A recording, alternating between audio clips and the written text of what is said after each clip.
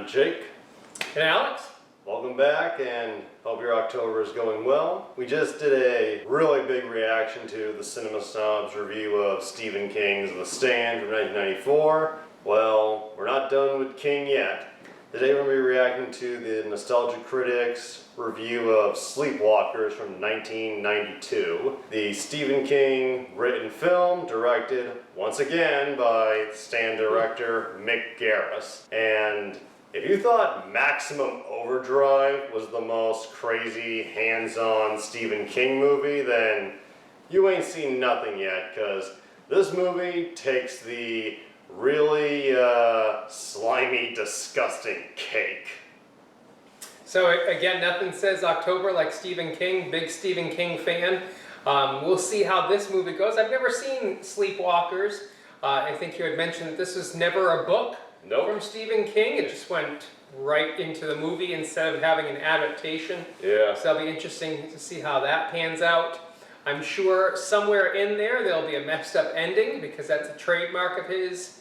But otherwise, I don't know, we'll see. I think we'll be getting a messed up film. Last big King, not based on a book, movie I think he did was Creepshow, and this ain't Creepshow. So without further ado, let's watch and embrace the madness.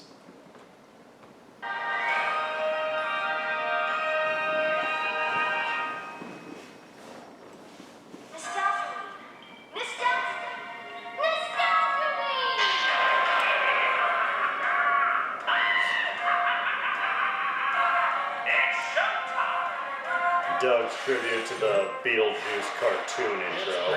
Great intro.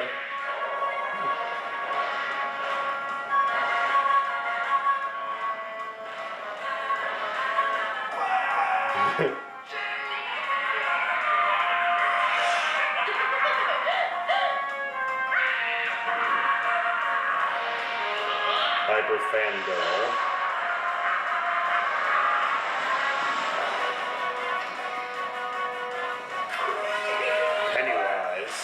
Both versions.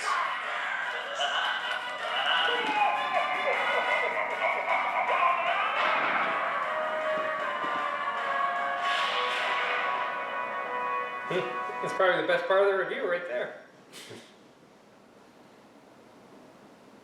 Hello. Pumpkin jacket. Yeah, I need to get one of those. To quote Jack Skellington, who found it all and the other found. It takes a king of Halloween to introduce another king of Halloween. It's Stephen King time!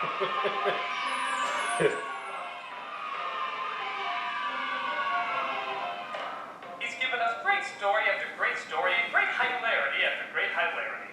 The bad Stephen King films and miniseries have been a highlight every nostalgia ween, and this year, we're starting right off with it. And by God, do we have a good one for you. I'm legit giddy. I think you can take my giddiness. I'm actually holding my giddiness over there. This might be the funniest Stephen King movie ever. There's a lot to live up to there. Overdrive, funnier than the Tommy Knockers, maybe even funnier than It, which has Tim Curry as a clown. That is an accomplishment. Ladies and gentlemen, Sleepwalkers. Stephen King's. Released in 1992, Sleepwalkers got panned by critics and barely turned into profit. But the impact it left on people who did see it will last for eons. Because it wasn't exactly a monster hit when it came out, it's on the verge of being lost to obscurity. We cannot let this happen. Show it in theaters, show it in rental stores, show it at your children's birthdays, first to the one you don't like, and then to the one you really don't like. Sleepwalkers must live again! So, with my giddiness ready to burst, You did right 1 year where we're not covered in blood. if I did, I know I'd be doing something wrong. This is Sleepwalkers! Christmas yet? Why? He's just gonna curse more blood. Malcolm and Tamara. With the definition. Gotta love it when the dictionary writes the movie for you. Christ, shape-shifting felines, vampires? Remember when it was just a funny thing Donald Duck did? No, the film's trying to destroy itself before it even starts. Either that or they're upping the terror with a bonanza homage. Trust me, by the time this movie's over, that could be valid. We get a unique crime scene, to say the least. Somebody she doesn't like cats. Mark Hamill. Well, This is the first shot As far as I'm concerned, the movie can do no wrong apart from forgetting to time travel to get H. John Benjamin to say, That's like Auschwitz in there. I'm totally on board for this ride! What was that? Well, in most horror movies, this will be a fake out with a cat. But is that a little too predictable at this point? Can't decide if I'd be more let down if it did or didn't do that. Whoa. Yeah. Okay, I'd be disappointed either way. At least they had a little extra, though. Damn catapulting bodies yelling hours after they're dead. It's a little girl. They find it's the corpse of a kid carrying a rose in her hair. Rose.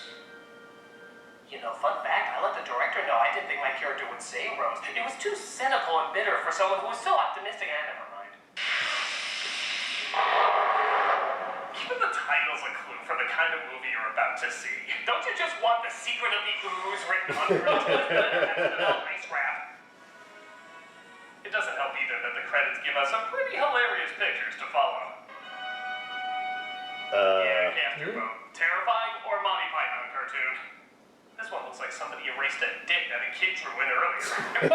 This looks like the opening to Catwoman. That's not a flattering comparison. Male academia. You know, they really should clarify that. Is this Shawshank Redemption Stephen King or Maximum Overdrive Stephen King? I decide! Nope. We fade in on... Sorry, I had that reaction whenever a King story isn't set in Maine. We fade in on Indiana. The anti-Maine, if you will. Where a man named Charles, played by Brian Krause, is busy rubbing a plastic knife on his arm with blood coming out the top. Like most growing boys. Because why not? Tanya. I forgot how to spell the rest of your name, so I'll just stop with T. He goes downstairs to Mary, played by Alice Cridge, who looks out at the increasing number of cats around their house, which he sets traps for. That actually looked like a real trap. How many cats did they go through on this shoot? Charles and Mary dance through the house while discussing their romantic future together. Better train that thing well. To the movies, maybe. Actually, there's a girl that works there. Jealous? Ooh, things are getting interesting. Yeah, I didn't know that Stephen King wrote such steamy scenes early on. Oh yes, the way they caress each other's bodies. The sounds their lips make when they interlock. The fact that they're mother and son. Yeah. The way they cuddle Yep. their Did you little... just say mother and They son? are. Yeah, but that's not important. The way they look into each other's eyes. That is nasty ass shit. Yeah, I don't need to see any erotic thriller from Norman Bates. Would it make any difference if I told you there was a 15-year difference between them? No. If you're going against what one critic calls sexy and sleek, I don't know what to think anymore. Feeling is very mutual. What's with this scene where they're walking into the bedroom and a purple light shines out the window? Well, I just assumed there's so much incest in their family that their jizz naturally glowed purple. Ugh. I'm so uncomfortable. I didn't know existed. Look, if you just read King's original story, you'll see how much better he explained There it. is no original story. What? This started off as a screenplay. There wasn't a book or anything. Yeah, you don't have to pretend there's a better version out there that you're never gonna read. This is what he wrote. Oh, thank God! This is ewy! Super ewy. Naturally ewy! Now, if it were his sister, Uh, that'd be different. Because that would be really you. I did it there. At a local movie theater, one of the custodians named Tanya is rocking to the 90s hit. Do You Love Me? As Charles walks in on her. It puts popcorn on the I never did figure out top. why we left popcorn up there. I can't reach it and people can steal it. Oh well, how about we get some slush? Like that muddy snow you find under the car? Please enjoy as the health inspector will be closing us down soon. Thanks. See you in class. Welcome to Travis. Thanks a lot. I'll celebrate by being the only good-looking guy alone at a theater to watch a movie nobody's seeing. Suspicions! You can use them! So the next day at school, school, because both of them are totally teenagers, guys. Let's do some birthday searching on the totally teenagers, guys. Yeah. They go to class with other 20-somethings. That's still younger than the Grease actors. I'll go. I suggest that next time you keep your hands to yourself, Mr. Crawford. I suggest not shooting a scene like I'm having You talking to visionary sex me? with Bob from Demolition Man. Sir. After having the class in the library, because the classroom would be too obvious, Tanya brings Charles to her house. Oh no, he must not discover I put on underwear. Christ, she's even breathing heavy at the idea of him finding out. Where does she think she is? Reefer Madness? The Lord knows I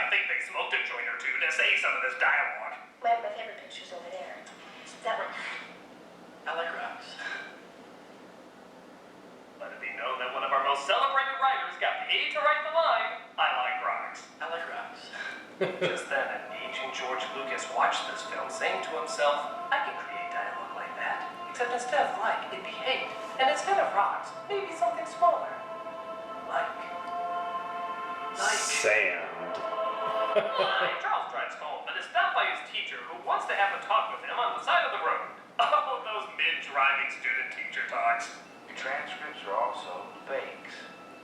Clever fakes, but fakes. The teacher discovers that Charles lied about where he came from and is blackmailing him for sexual favors. Well, money is not the Huh.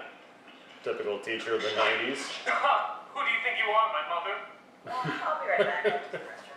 Me too, actually. Oh, you want me to pause it? Honestly, the movie's kind of losing me. Yeah, it's just creepy adults hitting on teens. I don't want to see that. Oh, come on. Maybe something more traditionally crazy Stephen King will happen. I'm not holding my breath. Yeah, I'll be back.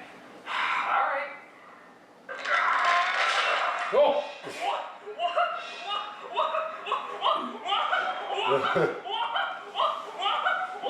Where the hell did all this come from? That was like 2 or 3 totally insane things all at once. Oh God, I love how matter of fact the teacher is about all this. Not only does he nonchalantly say he's sorry while running away from a monster while missing his hand. I'm sorry.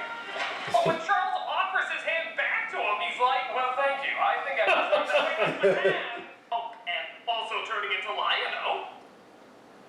That was kind of weird. Oh my God, this is all too crazy. Get to something that makes more sense. Come on, boy, get the bad guy, get the bad guy, get the bad guy, come on. Well, that's... Does that cop have a cat in the car? Like that's a thing? No What, a thanks. canine unit find out this film is too stupid to be in, so they have to settle for the feline unit? What The the pussy sweet unit. hell am I watching?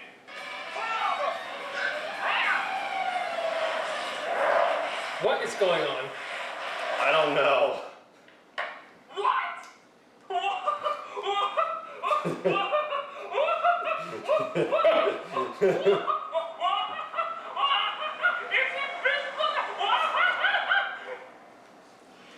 So what did we miss? It has a cat figure into it.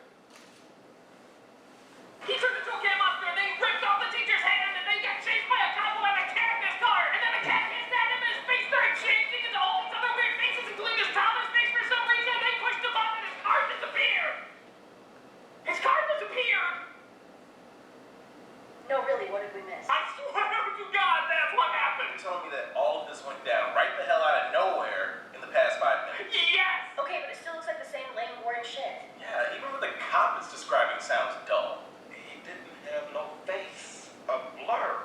Shit, I don't know. No, it was more interesting than that, and it is admittedly weird that a great writer couldn't explain that better, and they probably should be focusing more on why a cop has a cat in the car, but I swear the last 5 minutes were totally insane! Okay, fine. So it's not just weird adults bonking teens. I swear!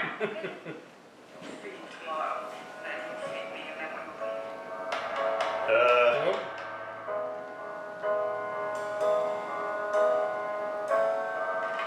Now, is that his mom, or Yes, they are actually mother and son. this is problematic? It's disturbing. So Tanya invites Charles to a photo shoot she's doing at a cemetery. Remember, honey, I want you home by 5. Yes, Mommy, and I'll be sure to pack extra diaries, too. Nobody loves a smart ass, nothing. I'm just here because Alan Thicke was too expensive. Charles' mom is upset I thought the because same he thing. wants him to bring a teenage virgin for her to dine on and he's taking too long. Boy, that's a sentence that doesn't roll off the tongue easy. God, Ken. You stay here. I love you, Mom. Wow, even he couldn't act past how disgusting that sounded. I love you, Mom. You had to pay me double every time we do a take of that. Tyler shows up, but Charles' mother might be jumping the gun. It finishes you somehow. What are your thoughts on assimilation? The mom was the boy queen in First Contact. Oh. A lot less creepy role. Oh, hold it. You surprised me. That deserves a picture. I wrote Shawshank. Can you imagine if a whole generation took pictures for no reason? I can't. It'd be horrifying. What are you looking at? Dinner. Do you really feel alone like the characters in your story? Because I do.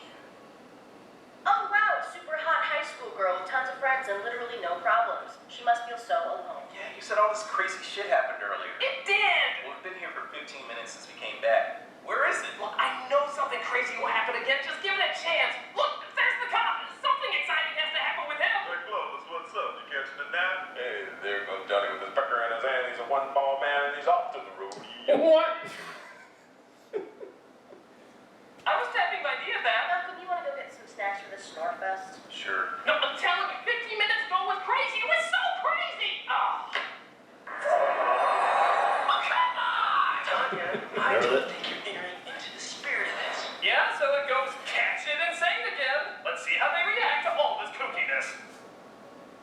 Because of course she has to go Yeah. back. Yeah, I guess I was a little harsh on that homicidal monster. I better make sure my attacker's okay. Thank you, baby! So deserve to get eaten. She stabs him with a wine opener and he complains about blood being on his shirt. Just look at his shirt! My mother's gonna kill me! So, is this an Eddie Murphy comedy now? Is that him under all that makeup? Is he playing everybody? Even the singing cop comes along and takes him out. Ooh. Whoa. Cop kebab! You like that? I'm hoping that's gonna be my catchphrase. Cop kebab! Like you know something bad happens, I say cop kebab! It's a work in progress. The pencil in the brain just slows him down as he I don't think he'd get back up from that. Nope. I don't believe you fired a warning shot, officer. This whole movie feels like a warning shot for any future King-written films. Thank God that essential police cat was there as it attacks Charles the sequel to that attacks the Knights of the Holy Grail. You know, scary movies. Apparently the cats burn them alive. The cat messes him up good, and he goes home crying to mom. Oh yeah, sure. Of course now you come in. Of course now you come in. It's a perfect time. Anything exciting happened while we were gone? Anything exciting happen? Yeah, anything exciting happened? Anything exciting happen? You're asking me if anything exciting happened. Anything Yes. exciting Uh-huh. happen? See, he turned into the cowardly lion again. His eye was taken out with a wine opener. The cat fought him off like a pit bull, and a pencil was put through a cop's brain, coining the phrase "cop come on." Really? Because it just looks like a bunch of cops standing around. Of course it does! That's how this goddamn movie works! A ton of nothing happening, and then suddenly the dumbest, stupidest shit you can imagine for 5 minutes! Let me guess, it took place in 5 minutes. Score! We don't have to take this. Come, Tamara. We have more productive things we can be doing. Do you? No, we just don't want to be around. Look at the habit of writing Malcolm and Tamara to be real bitchy during sketches. Who's this? It's the monster from the Wing on the Airplane in the Twilight Zone. Oh, okay. Just another joke of how crazy shit happens when they're not around. Yeah.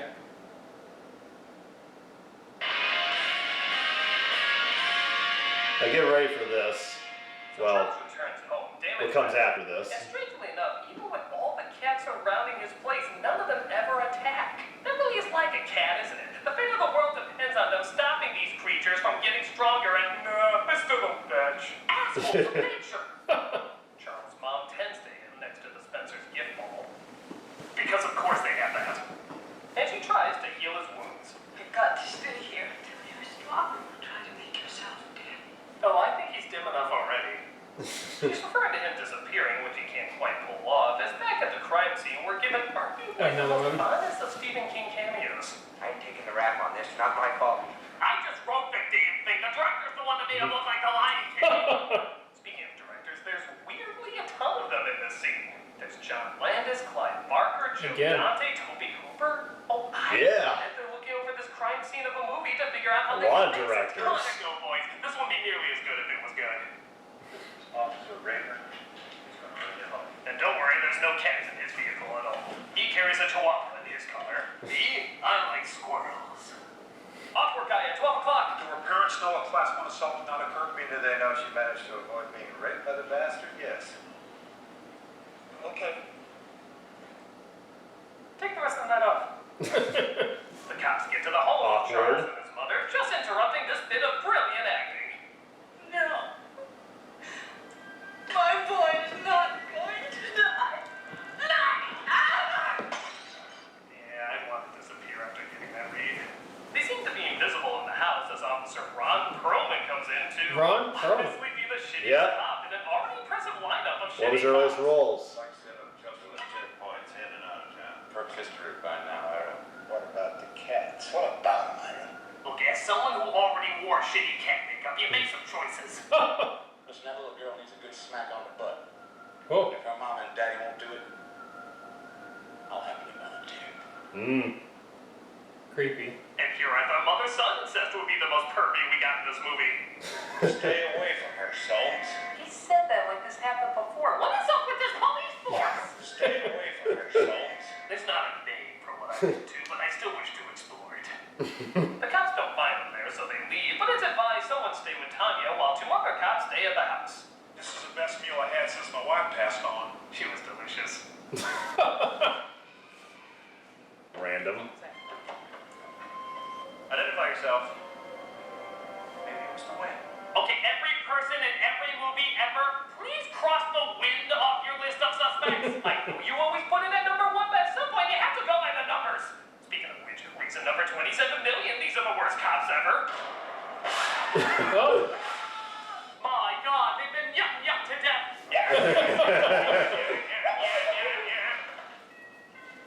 Could that be?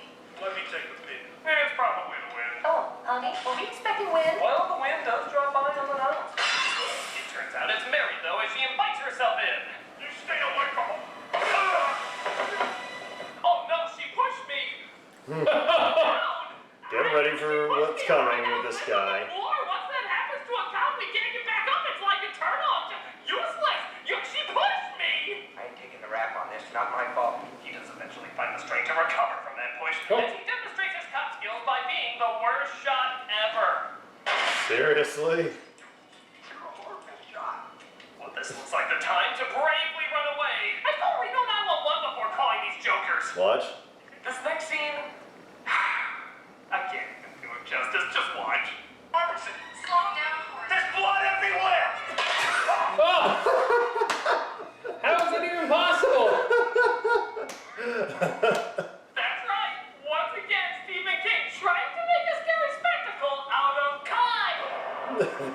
Has that ever happened in cinematic history? I don't think so. First Why does Stephen impalement King by want to corn make ever. horror scary? What's your deal? How embarrassing would that be to have that on your death certificate? Think about it. After using the cop kebab line, you couldn't go with the incredibly obvious corn on the cob. I see t-shirts of this man. T-shirts. I'd buy that. Think of how ridiculous this is. So it's pussies galore as all of the town's cats head towards the house, and once again, the cops have the most non-caring manner about the horrors in front of them. Hold it. Right there. Put it down. Okay, you don't approach a psychopath dragging a bleeding high schooler by her hair the same way you tell a kid to put a Jolly Rancher back. Put the girl down. I'm going to count to 5. 1. Okay, make it 2. Great. How am I supposed to spank high school girls now? From here on out, it just gets crazier and never Nice stops. upskirt She shot. blows up 2 cars with just 2 bullets burning this cop. Knowing this department, I wouldn't be shocked if he just lit himself on fire to make it easier on her. Once again, the cats do nothing because they're cats, and Mary kidnaps Tanya and takes her to Charles. Look at Yeah. him, he's dead. No, he's not dead. She's actually right. He was very clearly breathing when she said that. Look at him, he's dead. I can tell by the way his stomach goes up and down. Only dead people do that. So Mary plays his favorite song in honor of him not being dead. She brings his body back to life. I think it's not really made that clear. I'm sure the non-existent book explained it better. And she forces them to dance. Has she totally forgotten the details of this documentary? But don't worry, the sheriff and the cop's super cat from earlier is here to save the day. No, seriously, I think this cat is from Krypton. Watch. Wow. Freaking window! How can a cat break a freaking window? Oh well, I'm sure it's tied to the turtle that's holding the earth, or the Dark Tower mythos, or you have the original source this time and you just have to call it stupid. Stupid! I ain't taking the rap on this. Not my fault. He turns into Mewtwo to try and suck her virginness away so they can live, but Tanya takes out his eye, and now suddenly the cats attack. A pretty goddamn random time, to say the least. Actually, again, that does kind of make sense. A cat will just sit there doing nothing and then suddenly be like, what? What? I love how when the sheriff fires at her, he gets Sylvester here, too.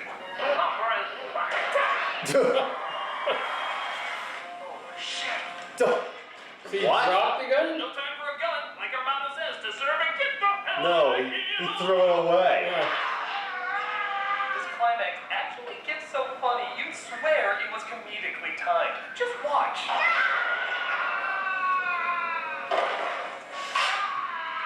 Come on, you were going for a laugh there. You could put a Tom and Jerry sound effect and it matched perfect.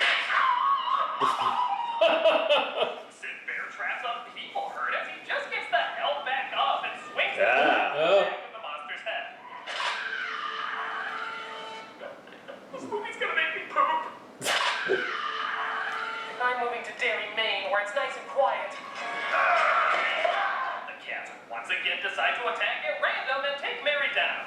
And the sentence is really hard to say without laughing. They scratch her so much she catches fire.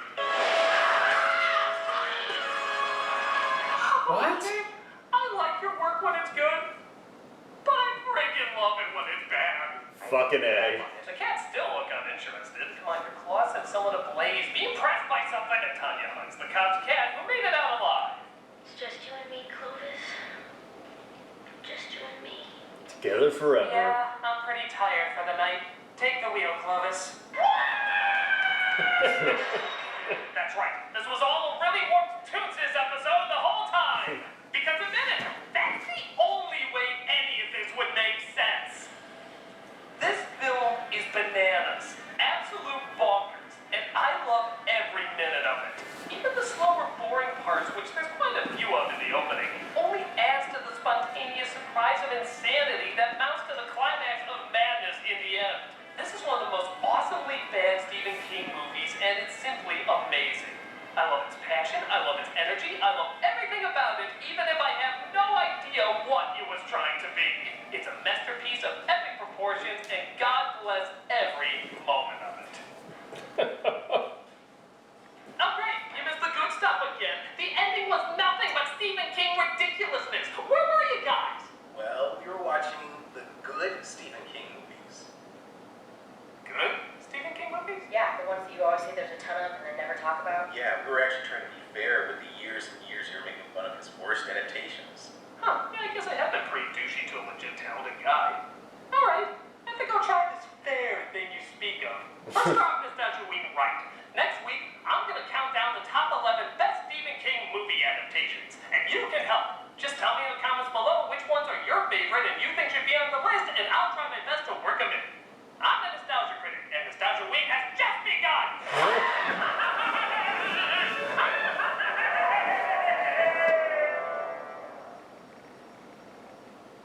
Seriously, you should see that movie.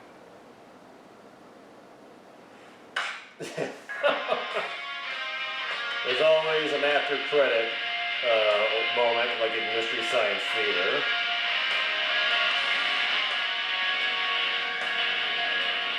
Go. Come on!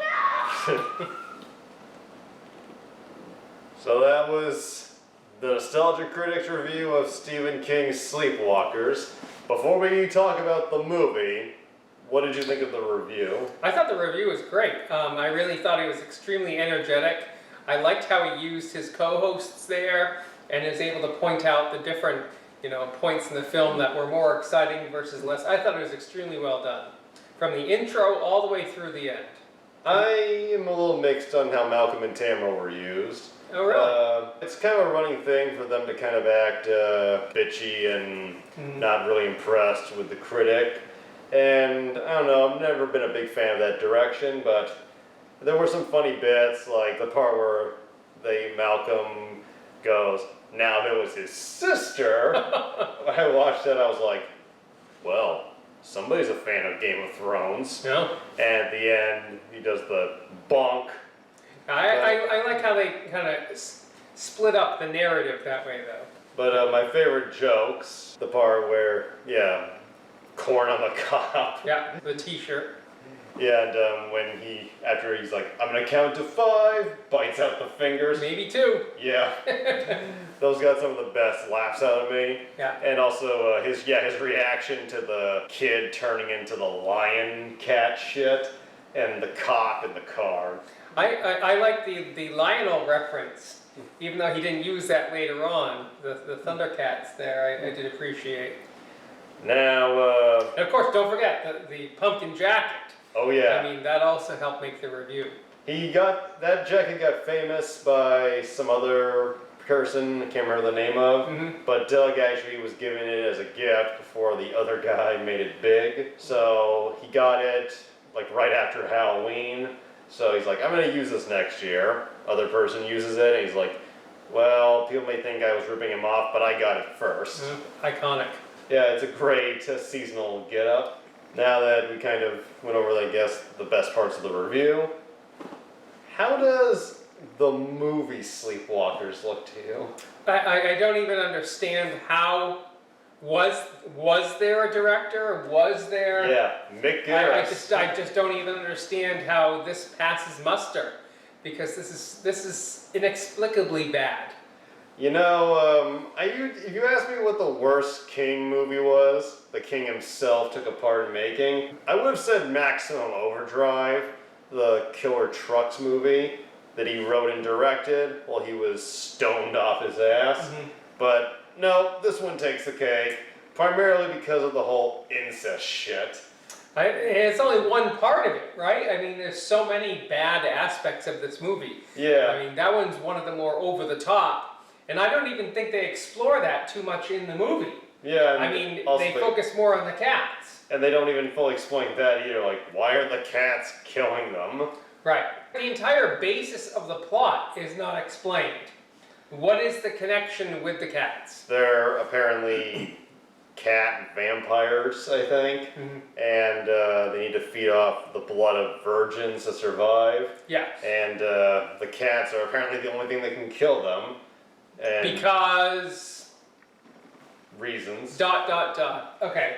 And I did think it was funny, the part, like, you gotta wonder, is this meant to be a comedy? Because there are moments where it looks like it's supposed to be. A lot of the actions of the cops, yeah, the trap piece at the end, yeah. That part where he's like, that looked like a real trap that the cat almost got bit by. And of course, the corn moment, probably the biggest moment of comedy in the entire film. Yeah, just, I've seen Children of the Corn, and this scene makes that movie look like The Shining. This is like Beaker and Bunsen Honeydew sharpening an ear of corn and hurling it against the wall, but I do not understand how this is even possible. This water bottle will make a more believable Yeah, stab. absolutely. And also, the scene where King himself appears and is like, I ain't taking the rap for this. That, not surprising. He loves to put himself in all of his movies, all of his books. Not all of his books, but definitely a King trademark right there. And the fact that we got so many cameos from Joe Dante, who made Gremlins, John Landis again, Toby Hooper, he's the guy who made the Texas Chainsaw Massacre, and Clive Barker, he's the creator of the Hellraiser with Pinhead. It's funny, like, I don't remember if Mick Garris is known for casting directors and cameos, but it definitely seems like a thing he seems to be doing. So is it just a pet project, or is this actually a serious film?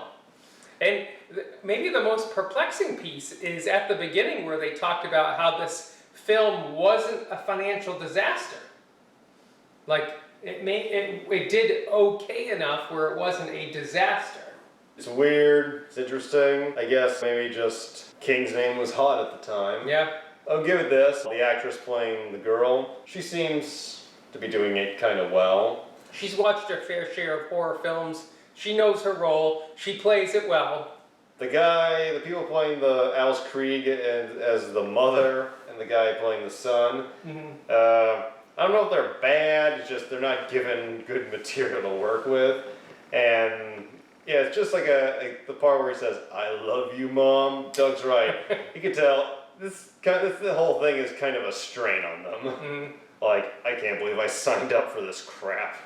And then the litany of bad police officers. The guy, he actually throws the gun. It wasn't even clear if he was out of shells. He just threw it because he got too scared. Like, why? Every action is like Keystone Cops here. More Abbott and Costello, I think. And there are a lot of different officers, and they all bungle the case. Mick Garris, I can tell why Stephen King keeps hiring him, because He doesn't say no? Yeah. Yeah, he's just a hired gun, Yeah. pretty much. You mentioned at the beginning you really liked the Beetlejuice tribute. Oh, Yeah, I thought the introduction was great.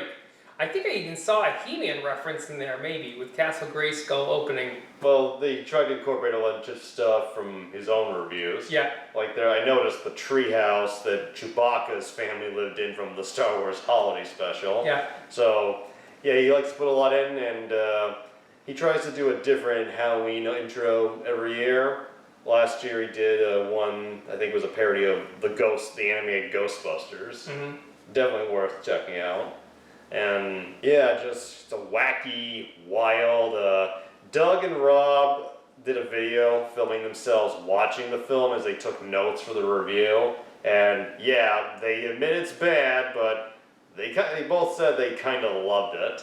Just because it was crazy and it made them laugh out loud It is, throughout. I mean, it's because it's over the top. I mean, can it take itself seriously? The only thing I walk away with here, thinking about serious, warnings that this film could impart in my life, is that the next time that I'm playing a little too rough with Smokey, I gotta be careful if she scratches me that I don't catch fire.